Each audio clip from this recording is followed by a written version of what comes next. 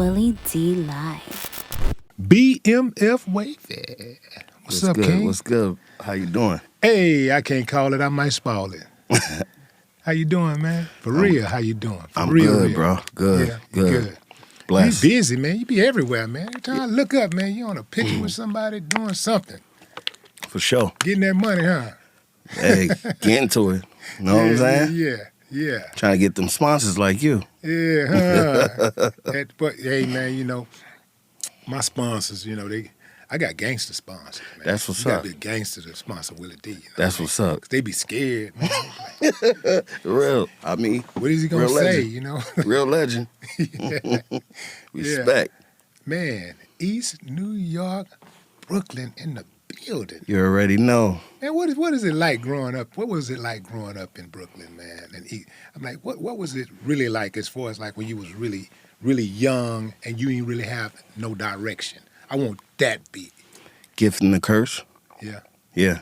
Because it could have went left Right. plenty of times, you know? But it's about having hope, you know what I'm saying? And learning from other people's mistakes, you know what I'm saying? When people make certain mistakes, you learn from it. Yeah. You try not to do it or Did duplicate you it. play sports? when you Yeah, I was play young? basketball. Yeah? Yeah. Were you any good? That was nice. I mean, what's like nice like made the team or nice like was the team? Like, They called me Little Stephon Marbury for some strange reason. is that right? That's how nice I was. Well, why you didn't go to Shout pros? out to Steph, too. Did you go to the pros? Nah, Well, what happened? I played with the pros, though. Yeah. You do like those pickup games and stuff like that? Yeah. Yeah. AAU. Yeah? Mm-hmm. You got some film? Nah. I ain't seen you post nothing on your Instagram. Nah. I was, you know what I'm saying? Let's say if the internet was really, if the internet was where it's at right now, then maybe. Okay. But still, man, you know, people be posting their highlights, man. You should post your highlights. I got one highlight. I played Boys and Girls High School, and I made two dudes bump heads with a crossover. You cross them that bad? Crossover, yeah. You know, I just saw one of my idols, too, the other day. I was in Charlotte. He came out, the party. AI. Shout out to AI, too. Oh, yeah. Yeah. Alan, man. Yeah, so That's I my watched guy. them. Yeah, Yeah. I watched Great them, dude. too. So, Yeah. Could your crossover measure up to Alan's? nah, never. That's I give credit where credit is due. Close. What's crazy, man, I was just watching Alan cross up Michael Jordan. Yes. Like on a video a couple of days ago. Yes. Alan was wicked with that crossover, man, and fearless. Yes. Like I still don't know of a ball player who could go into the paint that was that small, who was unafraid to go into that paint like he did. Fearless. And it was almost like he was he wanted it. It wasn't like he was expecting the contact. It was like he wanted the contact. Yeah. Allen Iverson, one of the toughest dudes to ever play the game. You know, that's how the music industry is. Yeah. Yeah. How so? You gotta really like have that heart like he did. You know what I'm saying? Because doors closed. Yeah. You know, oppositions, they call them ops now. The young boys call them. They Yeah. come around and you gotta move around. Right. Record labels. You get what I'm saying? Yeah. Yeah. And you got your start as an intern. You started over at Loud, right? Yes. And then Yes. you moved from Loud, you went to Def Jam. Yes. Then Electra, right? Yes. And then you went over to Atlantic. Yes. Ooh. Yeah. Oh, you been doing your homework. Hey, man, I'm cold with it, baby. Where there's a will, there's a way, And what's dope is that, like, my background is boxing. Before I started rapping, I was Okay. boxing. Okay. So in boxing, you would be considered a journeyman, Okay. because Yeah. you move around, Yeah. like which one of those was the best experience for you? I'm assuming that when Loud was a great experience because that was your That was the stepping beginning. stone. Yeah. Yeah. Stepping stone. Yeah. Yeah. And many nights, cold nights, putting up poster boards. That's when street teaming was it. Right. Yeah. So a lot of industry people don't understand how important that was at that time because it was like street branding. You Right. know, I was just talking to Beans about that, how I was a part of his first album. street teaming. So yeah, and bringing that album to life on paper, Right. with the posters.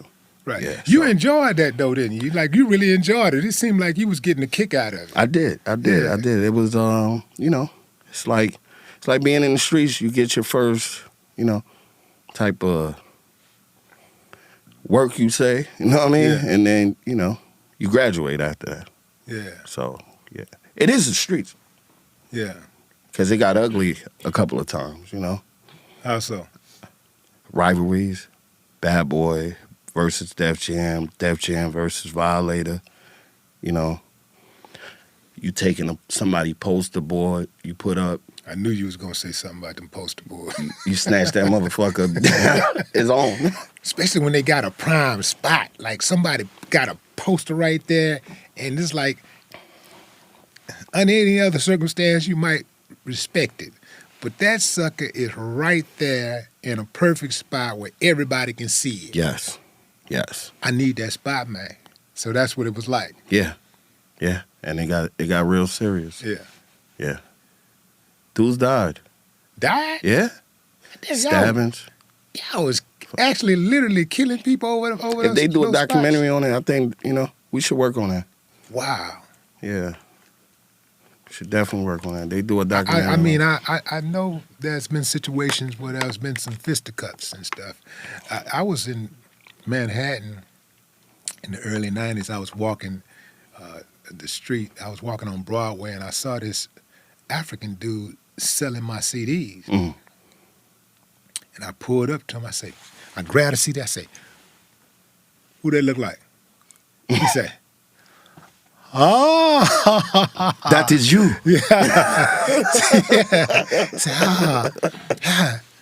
Congratulations. I said, yeah. I say, where my money? He started laughing. I say, no. I said, you no. was dead ass serious, I said, no. though. I said, Yeah. where's my money? Yeah. He's like, I say, he had a whole, how he used to keep them in Yeah. the boxes? Yeah. He had the whole box. Yeah. And I just grabbed a box Yeah. and started walking Yeah. and kept walking. Oh, you didn't do the POC, started smashing everything. Nah, Oh, okay. that was valuable. Yeah, I think I may have given them away because I know I didn't go all the way back home with those CDs. Yeah. So I guess I may have given them away to some people Yeah. that I wanted to give them to. Yeah.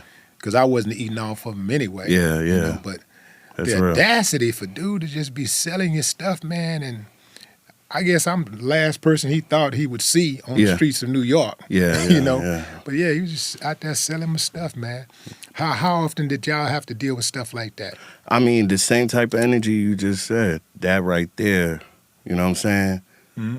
The fact that, your hard work is on somebody else's hand and they getting paid for it. You understand? And you probably getting sometimes 25, 50 cents out of it. You know what I'm saying? And they don't understand at that time Yeah. what, because certain labels, whatever. I don't want to get into the details of what labels do, but you know what I'm saying? Certain things don't go as planned. So when you see that, you felt like you was getting robbed, right? Absolutely. Yeah. Well, without a gun. Yeah. Definitely. Yeah. And then there's a flip side to that, though, because when you're not known and you're not under a record label, what happens? That's free promotions. Right. Yeah, but when you on already, you feel like you're getting robbed. So Right. I can Yeah, understand. definitely taking food out of my mouth. Yeah, And at the time, I didn't have kids, but I felt like you were taking food out of their mouths too, because everything I was doing for my future kids. mm-hmm. Yeah. Mm-hmm. Man, let's talk about your name, BMF. BMF Wavy. Do you ever get any slack for having that acronym, that Black Mafia family? Mm. And do you miss any opportunities you think because of having that name? Not really. In the beginning, it was like, okay, is he really BMF? Is he Stamp? And after a while, shout out to Maintain. That's the bigger homie that stamped me. out of Brooklyn, Brevoy projects. You know, Yeah. the Now, same. how does one get stamped? It's different ways. You know. I come in on the entertainment side of the family. You know, you got some that got put on, you know, selling drugs or whatever. You know what I mean? So everybody get put on differently. You know, so at a time when I met Maine, he came in at a time when I was actually when I created this brand, I was repping Dog Pound East with Snoop Dogg Okay. and Daz and Corrupt. So I basically did what they was doing on the West Coast. I was trying to really take it on the East Coast, almost similar to what he's doing right now with Death Row and Death Row East that Pac was trying to do. So how'd you come up with the Wavy? Well, the Wavy came in with the wave, just how I move. Like you said, I'm all over the place. Yeah. You know what I'm saying? And, you know, they like, damn, how you get into different places like that? How you get around certain celebrities like that? But they don't know that I have a history in this game, off of what we just spoke about. Yeah. That's Now- what came. Now I know the 718. I know the 718 is Brooklyn. the Brooklyn area code. But why not? Why didn't you go with 212? Because that was the previous area code. Wait, what's up? Only a New Yorker will laugh at that. How you know? I remember 212. Yeah, because 212 they changed it, if I'm not mistaken, in '84. Yeah. It was changed in '84. Yeah. To because you know you had so many more cell phones and you know new people moving in and all that kind of stuff. So it moved from the 212 to 718. Yeah. To cover it's Brooklyn, Queens, it's Bronx, and Five it's Staten boroughs. Island. Yeah. Right. Mm-hmm. Yeah. Yeah. So why didn't you go with 212? Because 212 was considered Harlem, Manhattan. Oh, You get what I'm saying? okay. So that was them. So that was like a stamp of approval. Like, yeah, we got something to call out. Oh, we want to separate. Manhattan is South. Nah, I wouldn't say that. Oh, it wasn't like that? Nah, I wouldn't. Manhattan, Harlem was money makers. Okay. You know what I'm saying? So so it wasn't that it was y'all was separating because of South. Y'all just wanted y'all to think. Yeah, it's 718. It was, Okay. you know, we got our own area code. You know, Manhattan, Harlem had their own. So, But isn't that some, but you know, look, my daughter lives in Manhattan and where she lives is soft. You know what I'm saying? what part of Manhattan? She lives like right in Times Square. Hey, I mean, that's like she's like 2 blocks from Rockefeller. that's the tourist spot. Yeah. Yeah, but you go uptown Manhattan is a different story. Right. Yeah, once you start Right. once you start hitting the 111s and Uptown, baby. Yeah, the hundreds. Uptown, baby. Yeah, Down, you baby. hit the hundreds, Yeah. then it's Harlem. It's totally different. You know what I mean? Those are some natural born hustlers. But you know the trip part about it is that the locals try to, you know, the people with the bread, they try to separate it, you know, to make people feel safer. Yeah. Like, hey, you know, the higher it goes up, Yeah, yeah, things start changing around here. And yeah, yeah, yeah. But Harlem had you know, you watch Paid in Full? I did. Yeah. So Harlem had they Yeah. hustlers and gangsters. Yeah. Yeah, definitely. Shouts out to Dame Dash. Yeah. What's up with Dame, man? You and Dame still kick it? Dame cool, man. I remember I got a story on Dame too when with Aaliyah. Okay. He was this is before Aaliyah passed. Yeah. We was going into me and my boy DJ Boom at the time. We was going into the World Financial Building. And him and Aaliyah was coming down the steps, the escalator. Yeah. And you know, I never seen her in my life. She was gorgeous, amazing. You know what I'm saying? And I went in and hollered at her and said, "Hey, how you doing, Miss Leah?" He said, "Look at Miss Leah." Like, you know how Dame is. Mm-hmm. Yeah, no cracking jokes. So, you know what I mean? It was kind of. But he was with her. Yeah, he was with her at the Yeah. time coming down. Right. You know? So, yeah. You know, I kind of blushed a little bit. I was young. Yeah. You know what I'm saying? So did y'all know each other at the time, you and Dame? At the time, I mean, I seen him in the office when I was street teaming. Right. Yeah, you know what I'm saying? Like that. Yeah. Yeah. You actually said amazing like Dame would say it. I did. Yeah, it sounded like something Dame would say. It's amazing. I guess the New York thing, huh? Yeah. respect the Dame though, man. Yeah. Yeah. Respect them. Going back to the Wavy, moving around. Uh-huh. Nipsey Hussle. Nipsey, you worked Nipsey Project. Yes. And you was one of the first dudes to break it in New York. Yes. It was really after you broke it, that's really when people on the East was really starting to jump on that bandwagon. Mm-hmm. You know, tell me how that came to be about. My boy Majesty was working with Sony with Red Pill, Blue Pill. I don't know if you heard of them.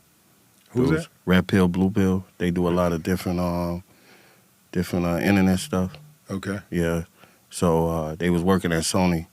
Paul, you know me, and Phil with Majesty. Majesty actually was filming. He filmed Nipsey for 2 years. He left Majesty from my hood, East New York, and he left East New York to go film Nipsey for 2 years. So he got uncut footages of Nip for 2 years from when Nip wasn't. I think when Nip first started rapping to, you know, he wasn't famous yet, to when he got famous. So you can imagine what type of footage is that, right? Raw. Yeah. Raw. Yeah. I called him Baby Nip. Yeah. To what he elevated to. You know, this before the beard. Yeah. You know what I mean? So, and then he just evolved, you know. Could you see it in him at the time? Yeah. Yeah. That's what made me get on the project. Because when they called me, they was like, man, we got a box of Nipsey Hussle CDs, a new artist, you know. And he said, I want you to listen to them. And I listened to them. I was like, damn. I guess I'm talking more of not just the artist side, but just as a man. Could you see that greatness in him as a man, like a? Oh, for sure. Yeah, you for saw sure. that. Nip had a godly spirit, different. You know what I mean? Straight up gangster, but with a godly spirit. I can't even describe it to you. Like a halo around him. Okay. Humble. Yeah. You know what I'm saying? And yeah, that shit hurt me, bro. I just got chills just talking about it just now because Nip was the last person I thought would be. And I just saw him, Willie. Yeah. I just saw him in Charlotte at the All-Star game. Not probably, I'd say 3 weeks before that. Yeah, it's about around the time that last time I saw him somewhere up in there, around that time. Because I remember I was on the internet, man, and I saw the headline, like, I think the headline said something like popular rapper killed in Los Angeles. And I just assumed that it was another one of the little drill rappers or something, right? Yeah. So when I initially looked up at it, I kind of just glanced by it and I went to something else. And then it was still there when I came back and I looked at and man, my heart dropped, bro. Yeah. Nip, you know, like, Nip? Yeah. Like, what the hell Nip would do to make somebody want to kill Nip? Yeah. You know, Nip was everything that we talk about, that we want a man to be. He was everything that we talk about that's missing in our community and that we need more of in our community. Yeah. He was that dude, like, you know, a family man. You know, he was a grinder, a hard worker. You know, a lawlist. You know, he was, you know, he was a builder. Yeah. Right. Yeah. He was a facilitator. I still get emotional a little bit, bro. I ain't gonna hold you because what he did for us with the gang unity, you know. I'm a Crip myself. Inactive. I'm not active. I'm old. You know what I mean? Like we was just talking about old heads and what the young boys be calling us OGs and unks and you know what I'm saying? So for me to live through that and for Nip to change that for us, a lot of people don't understand what Nip did for New York gang members as a whole. He kind of unified it. He kind of made us to become accepted because L.A. is different. L.A. got their own thing going on. But if you from another state, you're not really accepted in L.A. like that unless you got L.A. ties or family members. And he broke that barrier. Yeah. He also made a lot of cats that was in the game stand on business, get serious about standing on business. I saw that, like, I was really starting to see dudes like for the first time get an LLC. Yeah. Just simple stuff like that. Oh, he'll have you read a book now. Yeah. Yeah. Me and Nip, we used to talk about Educator. We used to talk about that crypto. Mm. I remember. I can't remember the name of that crypto that he was first involved with, but I turned him on to the other ones. Wow. Yeah. Wow. Yeah. But Nip was a really, really good dude. A major loss, irreplaceable. Yeah. Yeah. We better go to something. Yeah, else yeah, right yeah. now. Definitely, definitely. When you look at the landscape out there with hip hop, you work with a lot of the what you say with old heads, and you work with the new cats out there, the now generation. Mm-hmm. What's the biggest thing that you see, the biggest difference that you see in not just age, but the biggest difference that you see in the way that the youngsters move today as opposed to the way they did, when you first got in the game? It was structured then. Now it ain't. Mm.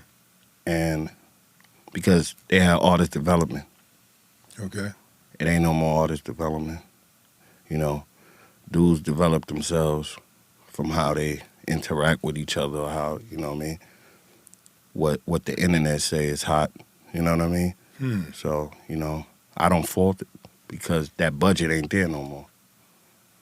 They used to have a budget for that, if you remember.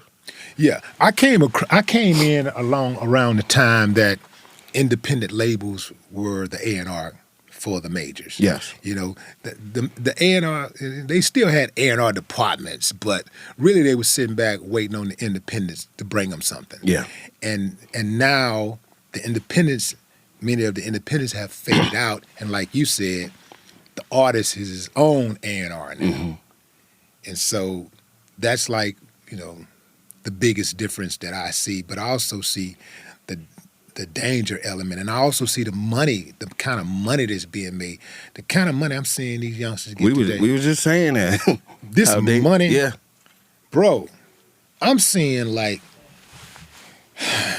the kind of money they get, they can have one song, yeah, and they're making sometimes six figures.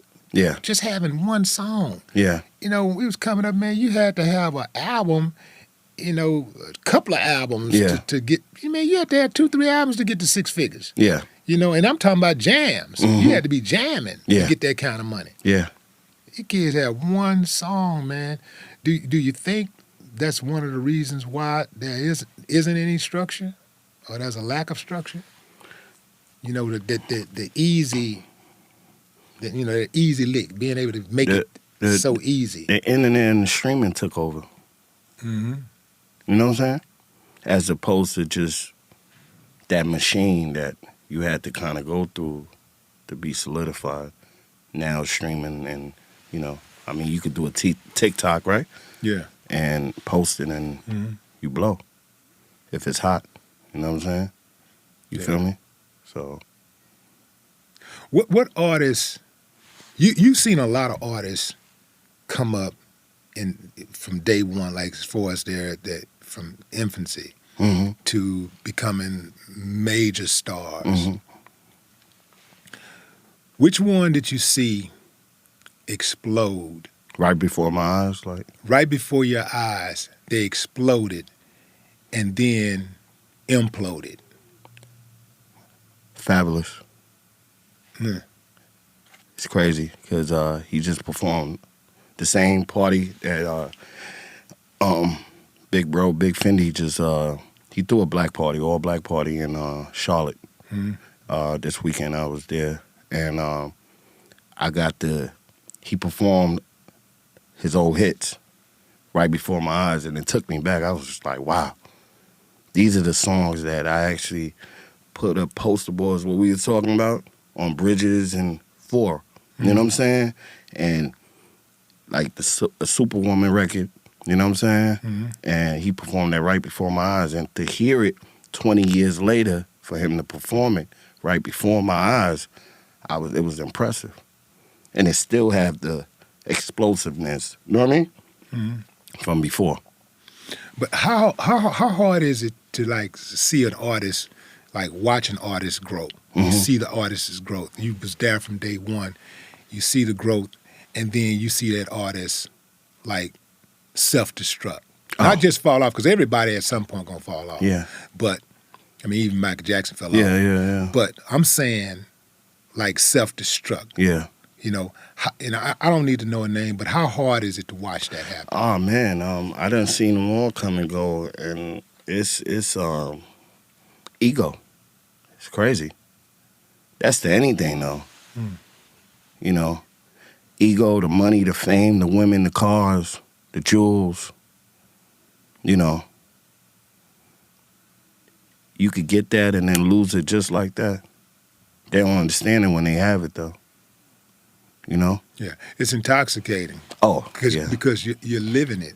Like, I consider myself to be a humble person, but I remember getting caught up once. You know, like I'm in it, and I'm going like, this ain't really me right here. This ain't me. Yeah.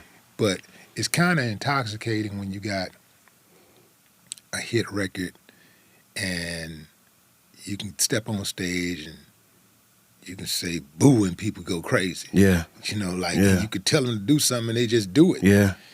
And, you know, you walk through a crowd or you walk inside of a room and you have security just moving people out of the way for you. Just it's coming through. You know, it's parting like the Red Sea. Yeah. And you coming through. Yeah. You know, you get kind of caught up in that. Yeah. Especially when people are not moving fast enough and they're not doing what you want them to do. If somebody get out of line, in your mind, you're like, wait a minute. Don't you see all these hitters around me? You really... Yeah. Next thing you know, Yeah. you done took off on somebody. You know what my dad told me? Never abuse the power that you have. You get what I'm saying? Because fame, fortune will give you power, you know? And you're going to have a lot of people following you because you become a leader. But if you don't know how to lead, what happens? You get what I'm saying? Yeah. And then envy is crazy with it. We were just talking about Nip. You know what made Nip so dynamic? When he got that, Nip, I don't think he realized how famous he was. Ain't that deep? Well, we actually had that conversation. He and I had a conversation about that. And I asked him, you know, about, you know, how it felt after all that time. You know, how did it feel to have that shine on him now, you know? And he was like, man, I've been doing it for so long, man. You know, I don't even know. Yeah. Yeah. What really gave Nip the oomph, I remember getting signed to Sony, and then something went wrong, and he had to do it again. That's when he recreated the whole theme, the marathon, right? Right, and that's what gave him his edge when it was snatched away, and he was like, man, what I'm gonna do now? And he went back to the mixtape formula, you know what I'm saying? And that's when he took off, and Atlanta came to sign him. Yeah. So yeah, I mean, you gotta, when it happens so fast, especially for the young kids, and it's with anybody. Like, I done got stuff snatched away from me, you know what I'm saying? That's had to start all over again. When you don't go through that, you're not as humble as the next person that went through that. So that's what it is. Yeah, and you are a lot more careful because you know that you could lose it all. Oh, yeah. And it took you that long to get it. It's like you ain't trying to lose it. You know, you're not trying to lose it overnight. It took you that long to get there. Exactly. So, yeah, that would explain his tenacity. Yeah. Yeah. Yeah. I saw you on a video with Sukihana. What kind of relationship you got with Sukihana? Suki, cool. I met her through Dark Nation Promotions. They was handling her her tour, and they was kind of putting different tour schedules together, and that ain't end too good. So that's how I met her. But business. What do you think about when people attack her for her lyrics? Because excuse my French and pardon my vernacular. Y'all get the kids out of the room. But I heard a song where Sukihana was talking about selling pussy. I don't mean to laugh, but like I ain't never just heard a chick just straight out say, "We selling pussy over here." I ain't never heard nothing like that before. And this is coming from somebody who has a very impressive cuss word vocabulary. yeah. What do you think about when people come at her, for those lyrics? I wouldn't say, the times is different. So people can say that's what Marilyn Monroe was doing, right? Like, who's to say? I'm not saying this is true, but they could point that finger and say that's what she was doing at that time. You know what I'm saying? Mm-hmm. So, but then Suki is just a new generation of women that's going to voice it out and put it on record. You get what I'm saying? I mean, Kim, shout out to Lil' Kim too. Kim had explicit lyrics. She spoke what was on her mind. You know what I'm saying? I don't know if she said that she sold pussy, but that I think is a little bit different now because the young kids. And we were just talking about the artist development and what's going on in the world right now, especially with the young ones. It's just what it is. You know what I mean? And they change with the times, and she's speaking her mind. You know what I mean? Yeah. So yeah. I'm not saying it's right, but I don't think that people would be making as much of a fuss about it if there was more variety. Right now, the women that are shining, they're pretty vulgar. Yeah. It's really, really not ladylike. Yeah. At all. Yeah. Not even remotely. And I think that's the biggest issue that people have because, those little girls out there are impressionable and they are out there twerking and doing all this stuff at 2 years old. I saw not at 2. At 2 years, I saw a video. Little girl had a pamper on. I swear to God, little girl had a pamper on. You got to blame them. You got to blame the parents on that one. Daddy walked in and yeah. Yeah, of course. Shut that down real quick. Of course. Popped on a button, shut it down real quick. Yeah. But it's crazy. Then I saw another video of this girl who was talking about selling her body and tricking men and stuff. And her daughter was right there. The daughter looked to be about maybe 6 or 7 years old. Mm-hmm. And the daughter was going like, that's right. That's right. That's right. I'm like, man, damn, this is really wild. I really do feel like we're in the Twilight Zone here, man. Wow. Like I don't understand why they don't understand that, there's levels to things that you do and things that you say. Mm-hmm. And early exposure could lead to something really, really bad for a child. And I don't think a lot of these parents really understand that. I was making music that people considered to be gangster rap and all of that, and I was cognizant of not letting my kids hear what I was saying until they got to be a certain age where I could explain to them and they could explain to me what they were hearing, and how what they were getting out of the message. Yeah. Yeah, so you got kids? Yeah, I got a 3-year-old, so I can relate to that discipline. I got a boy, yeah. You know how I knew you had a boy? Huh? Because if you had a girl, you would have said, I got a 3-year-old daughter. Oh, yeah. Absolutely. It's different. Totally different. Daughters are... It's something about them daughters, boy. Absolutely. Yeah. Absolutely. I always thought that men, first child should be a girl.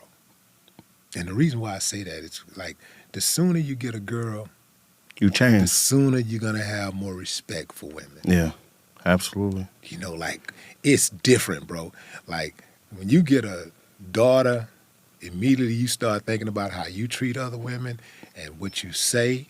You know, how you address them, and if you're not a hypocrite, then you want other people to treat your daughter with that same type of reverence. Mhm. You know, same respect, right? So when you have a daughter, also when you have a child, period, it makes you want to live more. Yeah, But it's something about that daughter, though, yeah, yeah. that really make you want to go in, like, and be there. Facts, Yeah. facts. And your son is you say 3? Mm-hmm. What are you hoping that he would be? If you had in a perfect world for you, what would you want him to be, to grow up to be? Productive, and not be a statistic. You know, Yeah. and you know, not walk through certain paths that I walked through or had to walk through. You know what I'm saying? Yeah. But my child's a star already though. He like 3 going on 5. You got an Instagram page for him? Nah, not yet. No, not yet. I want him to choose that. But it's in him. I could see it. Yeah. Yeah. He know every little baby lyrics. He's rapping it. You know. You talking about murder? Huh? You talking about murder? Nah, he ain't saying no murder. Nah, he stops. You know, he's so clever at 3. When a curse word come on, he doesn't say it. He mutes himself. Okay. Cause he know I be on his ass. Yeah. That's, you know what I mean? That's a Yeah. clever. I said, my son is smart. He'll rap all the clean lyrics. When it come to the dirty one, he stop. He don't say nothing. That's deep. Are you concerned about him being a young black male in the United States of America? Oh, for sure. For sure. How do you envision like really like raising him and to make sure that he avoids some of the pitfalls and these traps that are out there set specifically for black males? For me, I'm gonna be honest with you. As an OG yourself, I think for me, I'll take my son through the rips of showing him the realities of what a child will go through laying in the morgue, and what you know what I mean, like that scared straight tactic. If I could take him into the prisons and jails and show him what can happen if you start gangbanging and think that, that ego. Remember, it's the ego we got to protect in our kids. So, and what can happen to you in the streets if you choose that route. You know what I'm saying? So I'll go that deep and take him to the morgues and take him to the prisons, and you know what I'm saying, for him to understand how real it is. Yeah. How real did it get for you after when things wasn't really working out like you wanted them to work, and at the record labels, and you had to go out there and reinvent yourself? Yeah, yeah. Because I don't know if you know, I was rapping. I didn't know that. Yeah, I was rapping myself. Yeah, that was a part of me creating the brand, the dog Wavy again. the Dog Pound East brand. Yeah, with the with Dog. So, damn, I don't know how I missed that one. Yeah. So, but then you grow, you get old. You start growing gray hairs and stuff, and you start realizing, like, man, I can't be rapping at a certain age like that if it ain't ever started. You know what I'm saying? Yeah. So you pivoted to promoting and really working with artists, like doing the walkthroughs and the promotions and stuff, right? I think what really did it for me to look at it from a behind the scene perspective was when my little cousin, little big cousin, I say, when my cousin got on OT Genesis. Man, I ain't know OT was your cousin. Yeah. Y'all first cousins or second or what? We in like the second cousins through my granddaddy. I'm Belizean and Honduran. Mm-hmm. Yeah. My granddaddy was Flores. Not to put OT government out. Yeah. He was a Flores, so he's a Flores. Man. Have y'all did any collabs together? No. When OT was rapping, you know, I already had stepped back behind the scenes by then. You know what I mean? So I never, you know. And he's younger, so you know what I mean. Man, OT a bad boy, man. Oh yeah, OT, for sure. OT is like a hook king, like a master of them hooks and stuff. Yeah. It's in, you know, the culture is in the culture. You know, we musically inclined, man. You know what I mean, in the family. So yeah, definitely. What was that upbringing like for you? And like as far as like your home inside the house, you know, mom, dad, what was that situation like? Well, like I said, I'm Honduran and Belizean, so I speak more than one language. So just having culture alone and being able to travel back home every summer and understanding that it was something bigger than Brooklyn, you know what I mean? And just being born in a whole nother country also, you know what I mean? Mm-hmm. Yeah. I heard you used to cipher with Kanye West. Yeah. So I'm gonna tell you the whole story so you understand. So Ye was doing beats for Rockefeller at the time. Okay. Right? And we was at this show. Shout out to Big Cap, rest in peace. Who else? Who was there? Flex was there, I think. Chuck Chill Out, all of them was out there at the time. We was at Madison Square Garden. And Ludacris, it was a show for Ludacris at Madison Square Garden. And you heard of this artist, Cat One from Chicago back in the days? Okay, he was an artist there. He was there too. Okay. So we was all in the cypher, and you know, Ye started rapping, I started rapping, and then it was like a cypher going on. And this is young Kanye at the time, you know. And it was so deep because he was like, man, you got some bars, bro. Here, take my number down. I make beats. And after that, he walked over to his car, and I saw that his car was a U-Haul truck at the time. So me and him had started talking, and Kanye car his vehicle was a U-Haul truck. that was his vehicle. He was grinding, bro, and he had a drum machine in there. Did he work for U-Haul, or he bought an old U-Haul truck? Nah, I think from what he had said, he was coming from Chicago, right? And he just came from Chicago, so he was living in Jersey, but then he was working, you know, back and forth, coming from the labels and the studios in Manhattan. So, you know, this is young, struggling Kanye. So he just decided to keep the U-Haul And move around so much. And with a beat machine. You know what I'm saying? Okay. Yeah. Interesting. And that's another artist we was talking about when you said an artist that came from here and went poof. You know what I'm saying? Mm-hmm. That's another one. Yeah. What was that cipher like? Do you remember what you said in the cipher? Nah, I don't even remember it. But Come on, dog. You really you serious? You don't remember? I don't I don't even remember. I don't think he remember what he spit. You know what I'm saying? But does anybody have video? At that time, I don't think camera phones or anything was out. Nah, I don't know that. I know Camera phones may not have been out, but cameras were out. That'd be ill if somebody caught that. That'd be video amazing. Cameras were out. Yeah, that'd been amazing. We got to put Chuck Chill Out on that one and see if he had any cameras out that day. Yeah. Okay, we don't have video. What we do have is your best recollection, and I'm pretty sure you know the answer to this. What's this? I gotta hear this one. Did you smash him? Kanye? Yeah. At that time? Yeah. Yeah, I did my thing. That's what made him give me his number and say, yeah. He's like, bro, you got some balls, bro. Yeah. Yeah. So when you saw him later spitting, what were you thinking? I was like, you know, this is Kanye before the accident too.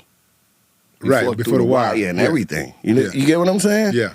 So just sitting back to seeing him evolve, you know what I'm saying? Like a Nipsey, you know, that when they evolve, it's something special because it's like they become superheroes. It's a whole nother version of them from what you see. It's like Clark Kent turning into Superman. You get what I'm saying? Mm-hmm. And some people would overlook you when you're not known or you don't have a name per se. So it takes a very special person to see that in you when nobody else sees it. Yeah. So when that happened, I just sat back like, wow, it was amazing for me. Yeah. You know what I'm saying? Because I wanted that at the time. But, you know, God's grace, you know. What was your goal when you got into the industry? Was it to become a music exec, or was it to become a rapper, or just to get in and work in some type of capacity and earn a living and doing what you love to do? Both. Okay. Both. And to kind of give hope to young artists, like how the Damon Dash, the Russell Simmons, you know what I'm saying? They're for artists. Mm-hmm. You know, that. Yeah. Yeah. So do you see yourself starting a new label and putting out artists? Because you're working with a lot of artists. There's got to be a itch there. I got one right here. Yeah? Yeah. Okay. Yeah. What's his name? Trey for a Baby. Trey for a Baby. Okay. Yeah. All right. So when should we expect something? He got something special in him, man. Yeah. And yeah, we working on that. We putting that together. Yeah. And where is he out of? Winston-Salem, North Carolina. North Carolina. Mm-hmm. It's about time. Has North Carolina produced any hip hop? J. Cole, right? The Baby, J. Cole. J. Cole. Yeah, that's right. It's a gang so of them. It's time. Yeah, it's a gang of them. They build it. Yeah. Yeah. Isn't North Carolina where they have that big is it a convention or a festival or something like where they have a whole lot of artists every year? Is it North Carolina or South Carolina? It's probably North. It can't be South Carolina. It's got to be North Carolina. They have a big, like I think a convention. Dreamville. Dreamville. No, it's initials. Oh, it's initials. It's initials. It's like a not G-Ho, right? No. Because I know that's college. CAA or something. C-I-double-A. Is that what it is? Yeah. Yeah. But it went to Baltimore for a little. I don't know if it's coming back, but it's yeah. They moved it from North Carolina to Baltimore? Yeah, uh-huh. Did you go? Nah, I didn't go to the B-More, but I enjoyed the North Carolina one. Yeah. Yeah. Always a movie. Yeah. Yeah. Are you going to remain independent, or are you going to pivot over to the majors, with what you're going with your current projects? Eventually. Yeah, eventually. But independent is where it's at, especially now. Yeah. Before, it was a little tougher, but now, when your likes, your streams go up, that's when the deals come. Yeah. I watched Nori do that with Drink Champs. And, you know what I mean? And such as what you doing also, you know what I mean? Because, eventually, you keep going, what happens? Yeah. It pops. Yeah. That's with anything. Yeah. Again, I talked about seeing you on the scene. You've been on the scene a lot. Yeah. Do you have any trepidation about being on the scene, like being out in the public around these youngsters who are so hot-headed? A lot of times these youngsters are hot-headed, and they solve arguments with guns. Yeah. They don't want to fight anymore. Everybody just want to pull out a gun. Yeah. Do you have any reservations at all about being in that environment, and what do you do to protect yourself? It's it's how you talk to them. You know what I mean? Number one. And number two, these 3 letters on my neck is respected. I think we was the first non-violent street dudes that ever did it non-violently at that level. You know what I mean? Until other circumstances played different parts, but that's the streets. But I think we are respected, man. And I think one person I'm gonna thank right now is 50 for doing what he do. He made us corporate. Mm-hmm. You know what I'm saying, with the series. How's the series going? It's going good. I mean, you know, it's the third season. You know, I'm not too involved in that aspect, but yeah, it's going good. I'm proud of Lil Bros for what he's doing. Yeah. Yeah. It seemed like to me, like with a series like that, law enforcement would be like licking their chops, like trying to harass anybody that might be remotely involved, because they like the idea. Like law enforcement in America, not just law enforcement, but people in America, they love gangsters. They love gangsters, but they don't like celebrating like black gangsters. They don't like when a black gangster is celebrated or even just recognized. Yeah. Right? Yeah. Not saying you should go around waving a flag for being a gangster, but I'm just saying, you know, like America has a long history of recognizing, not just recognizing, but celebrating gangsters, white gangsters. But when it's a black guy who has been identified as a gangster or whatever, they like, oh no, we're not showing that. We're not, because they don't want you to feel like you have the power to take life and not directions. You know what I'm saying? Yeah. Yeah. So, is there any like has there been any type of issues at all? You know, with the show, you know, having that type of popularity that they have, and where they're targeting anybody that's involved. I think for the most part, I think it'll be real ignorant for them to take the actors and make them feel like they are real actual BMF members. You know what I'm saying? As actors. So, you know, that wouldn't even sit right. You know what I mean? Of course you're gonna get profiled if you're part of a movement like that. You know what I mean? But it's how you move. I really believe it's your energy. It's what you put into it. It's how you move with it. It's who you interact with. Like I said, I'm part of the entertainment side, so you know what I mean? Anything else, you know, I don't know. Yeah. You get what I mean? How do we take that side? How do we take the entertainment side and, you know, the legit side of, you know, being in a gang, right? Because there is a legitimate side to being in a gang, right? Yeah. So how do we take that and impress that upon our now generation and, you know, let them know, like, look, yeah, we're a gang, but we're basically like the Black Panthers. We are a gang, but we are a gang for the community. We're a gang for the betterment of our people, not the destruction. Yeah. How do you convey that to the youngsters? It's what BMF Speedy, big homie BMF Speedy told me, right? Shout out to Speedy, shout out to KP, my cousin, Freak AP. For me, he said it's brothers moving forward, BMF. Okay. It's Black Mafia family. Yeah. But it's brothers moving forward. So I say it's the same thing I'm trying to do with little bro, with Trey 4 Baby right now, to give him hope. You know what I'm saying? Because at the end of the day, if you don't open up certain doors for the youth, opportunities, how they gonna know it even exists? You know what I mean?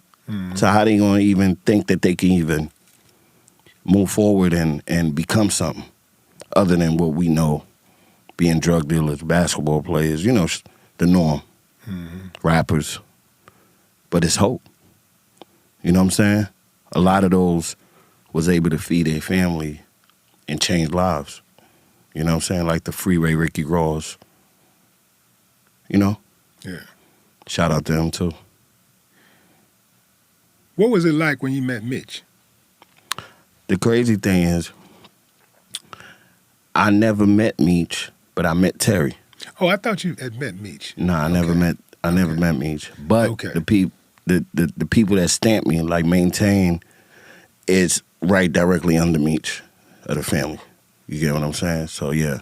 I mean, could you hop on a plane and just go down there and see him? Would he put you on the guest list? I mean, it's different. You know, it's different politics, but I'm pretty sure. You know what I'm saying? I'm representing the brand properly, the family properly. You know what I'm saying? How do you feel about visiting somebody that's in prison? Oh, like I said, it's almost to me. You know, I've never been to prison. I've been in jail, so it won't be nothing. Yeah. You know, it'd be an honor. You know what I'm saying? And like I said, To meet Meech. yeah. Yeah. And meeting Terry, his brother, you know, he's co-founder also of the family. You know what I mean? So, you know, meeting Terry was amazing, you know? So I can imagine meeting big homie Meech, you know? And I follow the teachings of Meech. Is this Terry, is this the same one that was portrayed in the BMF movie? Yes.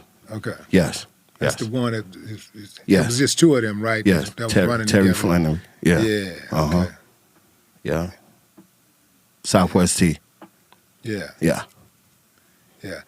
I mean, what do you think the probability of Meech coming home anytime soon is? Oh, man. I'd say 99 to yeah. Yeah. It can happen. It can happen. You know, again, Big Bro got caught up with nonviolent charges, so you know what I'm saying? Like, you know, stuff like that is like we all go through our own, you know what I'm saying? And it's how he came out of the struggle, you know. We don't choose this path sometimes, you know what I mean? It chooses us. And if you know the story of how they came up to being what they were, you know, lights was off in the house, you know what I'm saying? Mom dukes, pop dukes couldn't pay bills, you know, water was off, you know, the struggle. And it wasn't like he did it or they did it for the fancy cars, the jewelry, almost the same thing that we was talking about with the rappers. It wasn't about that. It was about food, putting food on the table and paying bills, you know what I mean? And as a family. And those are the teachings that, you know, he put down. Unity. One of the things that I did see that was unique about the way that they came up was that they did come from a two-family household, a two-parent household. And oftentimes, and we talk about how single mothers produce the absolute worst product, Mm-hmm. you know, in our community. Mm-hmm. And that a mother and a father, typically you're going to have good results. You're going to have a lot better results. Mm-hmm. But in this situation, it's like the way it was portrayed is that was love. That was definitely love between mom and daddy. But for whatever reason, they fell short on being able to put food on the table for the kids and pay the rent. Mm-hmm. Mm-hmm. So even with a daddy in the house, the kids decided that they were going to get out in the streets and go get it and come back with it, basically. Mm-hmm. But that's the exception. That's not the rule. That's the exception. Yeah. Yeah. Man, what's going on like with you? Like I know that you got the youngsters that you're doing that. Yeah. But you're a businessman, so Yeah, you might sure. not want to tell me, but I know you got something else cooking. Oh, because yeah. you reinvent yourself over and over, and you always got your hand in something. Is there anything that you can share with us that you got coming up? It's really the whole acting movie scene that, you know, I really want to start producing that and filming that and doing that. So that's my next step. Yeah. Yeah. And picking up real life stories and creating real biopics and different stuff on people that street legends that people don't even know about. Yeah. Yeah. DMX or Tupac? I never met I never met Pac, right? But I met X. I'm a fan of Tupac. I can even say I'm probably was at one time a student of Pac from the positive things he put in his music. But I shared conversations, times around Earl, around X, and identical to me to a certain extent. They all, like I said, I never met Pac, but the energy that X gave me, I know Pac would have gave it to me the same way. Real. You know what I mean? Now you sounding like an A&R executive, man. You sound like both. Y'all A&R dudes, man. Y'all be like, y'all know how to. You know what? I gotta ask you this about this A&R game, right? Y'all A&R dudes, man. And I'm not saying that maybe it's you, but I'm just saying collectively. A&R dudes, y'all know how to just make an artist feel like he the best thing since sliced bread. And the moment that artist drop off, he can't hit y'all on the phone. Nah, that wouldn't be me. That wouldn't be you. That wouldn't be me. But you know what I'm talking about, right? Yeah, I got you. Yeah. Do y'all go to school for that, man? Did they tell y'all how to shut it down, how to build it up? Like, and then, like, when it ain't going right? I mean, in any industry, you got to be politically correct. But at the end of the day, see, X and Pac, they didn't go by the scripts.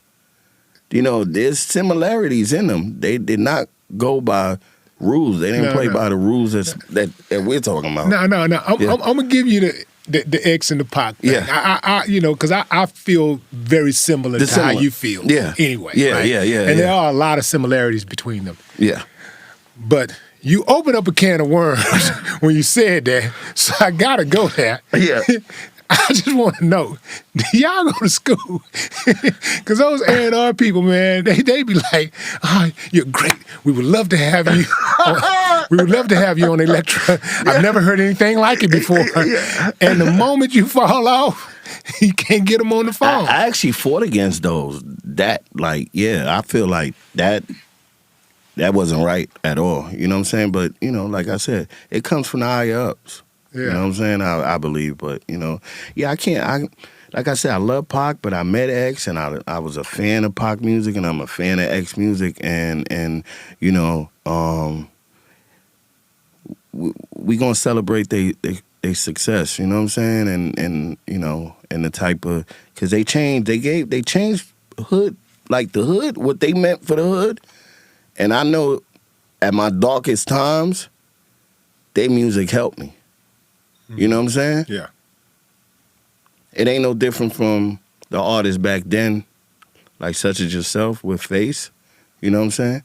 Y'all music helped that generation. You know what I mean? And I could say I'm part of that generation too. You know what I'm saying? Mm-hmm. So yeah. You know what I mean? Yeah.